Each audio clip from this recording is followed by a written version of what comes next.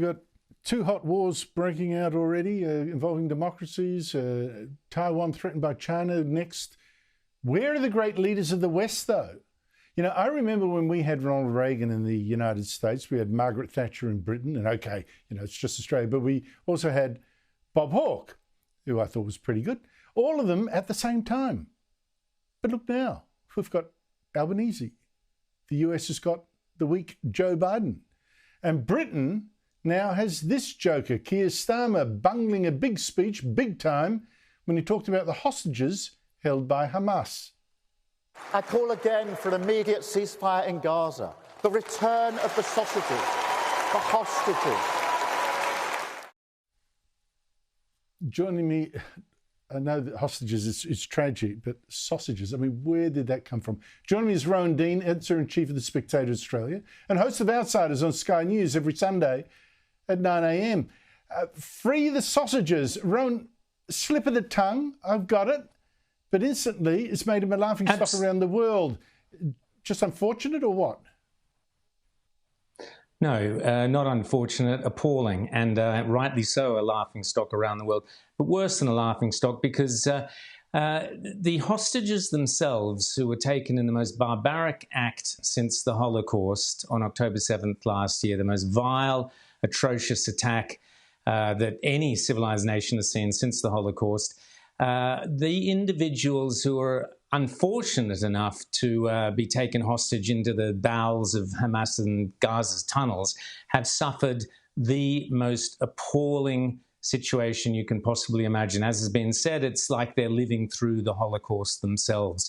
The terror, the fear they would have in those dark, dank tunnels just is appalling. So if you're talking about the releasing of the hostages, and if you're talking about the situation in Gaza, and you are so flippant, so careless, so disengaged from what you are actually talking about, that you're just reading words off an auto cue, that you could come out with something like release the sausages, you do not deserve to be the leader of a Western nation. You are a buffoon, a clown. You have disgraced yourself, as well as so disgustingly disgraced those individuals who have suffered so much and have met such an appalling fate, many of them. I was sickened by that, Andrew. Absolutely sickened. You have put your finger on it. He wasn't paying attention. The words didn't mean much to him. He was just reading it out and misread something. You know, if you were just saying it like that, you really meant it, you wouldn't say sausages. I mean, there it is. But Rowan, all right, the world's laughing at that. That Prime Minister, the British Prime Minister, said something else in his speech that I found even more chilling, because this he meant. And it's a sign of this new woke authoritarianism of the left. And not just there, throughout the Western world. Listen to this. Markets don't give you control. That's almost literally their point.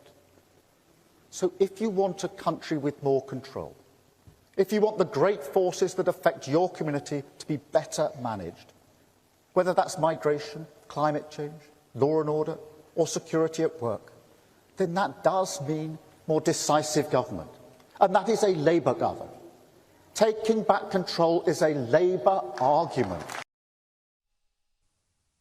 Rowan, that's a speech that, to me, sums up the left today. Give us more control over your lives. 100%, Andrew. And in fact, those sentiments are not new. Keir Starmer could have been reading off the playbook of Lenin, Stalin, the Gramsci School, the Frankfurt School, Cloud and Piven, the American communists who set out a strategy. The list goes on and on. Saul Alinsky. Communists and socialists, the extreme left, have for decades and for a century been laying out the only way to defeat democracy. They've said it time and time again, is to make the situation within our democracy so chaotic, so unhappy, so miserable, so dysfunctional, that people would beg for a power to come in, step in, and take control. It's even the playbook that Hitler used, amongst many others. Mao Zedong, the list goes on and on and on. Always chaos followed by a government seeking control to supposedly bring in a peaceful resolution. always ends up in dictatorship, which always ends up in poverty, which always ends up in war and death.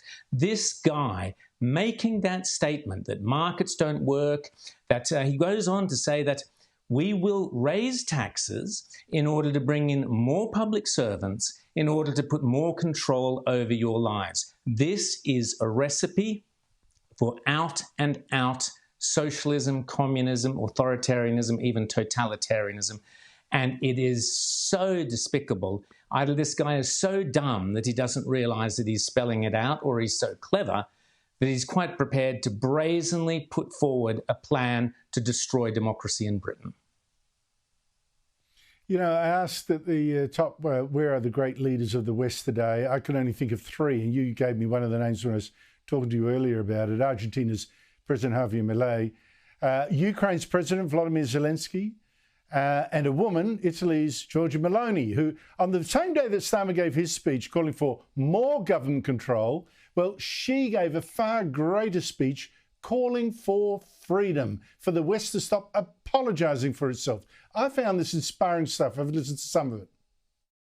The West is a system of values in which the person is central, men and women are equal and free, and therefore the systems are democratic. Life is sacred, the state is secular, and based on the rule of law. Our freedom and our values and the pride we feel for them are the weapons our adversaries fear the most.